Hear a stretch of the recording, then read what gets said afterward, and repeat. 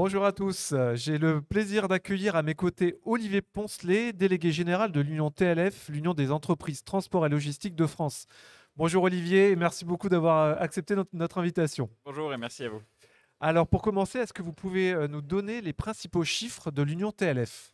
Oui, bien sûr, l'Union TLF, c'est l'Union des entreprises de transport et de logistique de France. Donc, on est un syndicat professionnel qui rassemble 2000 entreprises dans le domaine du transport de marchandises, de la logistique et de l'organisation de transport.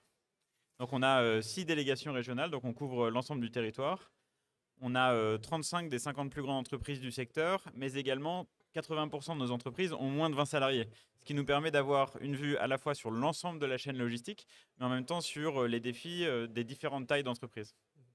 Alors justement, ça fait une parfaite transition pour ma question suivante. Quels sont les principaux défis que va avoir à relever le secteur français du transport et de la logistique? Alors, on a principalement trois grands défis. On a un défi qui est structurel, qui est très, très important, qui est celui de l'emploi et du développement des compétences dans notre secteur. On est un secteur qui recrute beaucoup, qui forme aussi beaucoup et qui offre une grande diversité de métiers, avec aussi des possibilités importantes d'évolution. On fait partie des secteurs qui permettent vraiment cet ascenseur social que certains appellent de leur vœu, et on en est très fiers. Le deuxième sujet, c'est bien sûr la question de la compétitivité. On est un secteur qui est très concurrencé par nos voisins européens à l'international. Contrairement à ce que l'on pense parfois, les entrepôts, les transports, tout cela est délocalisable et soumis à une forte pression. En plus, on est dans une conjoncture économique qui est difficile, avec une baisse d'activité en ce moment. Et donc, on est très vigilant à la pérennité, la compétitivité, non seulement de la chaîne logistique, mais aussi de chacune des entreprises, et notamment les plus petites entreprises, puisqu'on a l'année dernière plus 30% de défaillance d'entreprises dans notre secteur à C'est la fin de énorme. l'année. Et donc, c'est un vrai point d'attention pour nous, et on y est très attentif, et on parle beaucoup avec les décideurs publics pour dire attention. Non à tout nouveau projet de taxation parce que là, déjà, en termes de compétitivité, il y a un vrai sujet.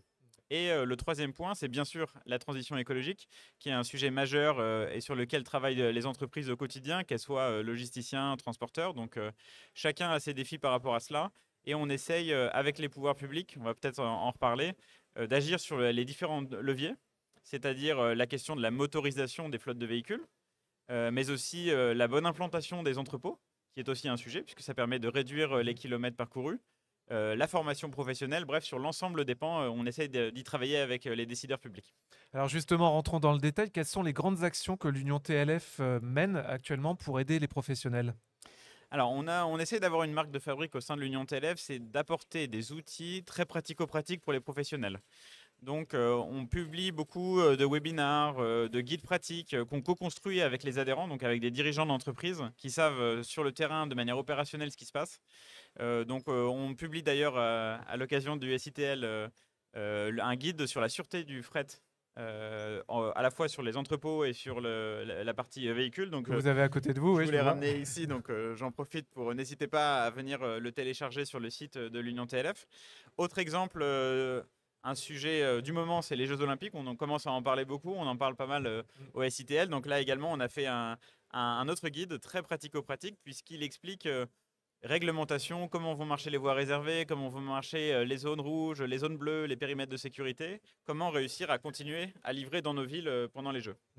Donc ça, c'est l'ensemble des services que l'on peut proposer à nos adhérents. Et puis par ailleurs, nos actions, comme je le disais, elles se concentrent aussi sur un dialogue avec les pouvoirs publics, qu'ils soient au niveau de l'État, au niveau des parlementaires, et puis bien sûr aussi au niveau des médias, pour expliquer ce qu'est notre secteur, quelles sont les réalités de nos entreprises, de manière à ce qu'on puisse ensemble aller vers une logistique qui soit plus durable, plus compétitive, mais en même temps aussi adaptée à cette transition écologique que chacun appelle de ses voeux.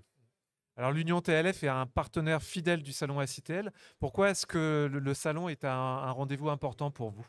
Alors, on est très heureux d'être un partenaire du salon SITL depuis de longues années. C'est un moment important pour nous pour être ce moment où on prend un petit arrêt sur image, on fait un petit bilan des grands défis en cours, où on en est, on échange avec les différents interlocuteurs, les acteurs privés, les acteurs publics, il y a des régions qui sont présentes, on vient d'échanger avec un sénateur à l'instant. Donc ça nous permet d'avoir ce lieu de débat autour des bons moyens, des bons leviers pour avancer sur les défis qu'on évoquait à l'instant. Et puis l'Union TLF en profite aussi pour faire connaître un certain nombre de guides, d'actions, d'initiatives, en lien souvent avec des partenaires, puisque la plupart du temps on y travaille. On a aussi publié un référentiel autour du décret tertiaire avec la Philog, le Club Déméter, France Supply Chain notamment.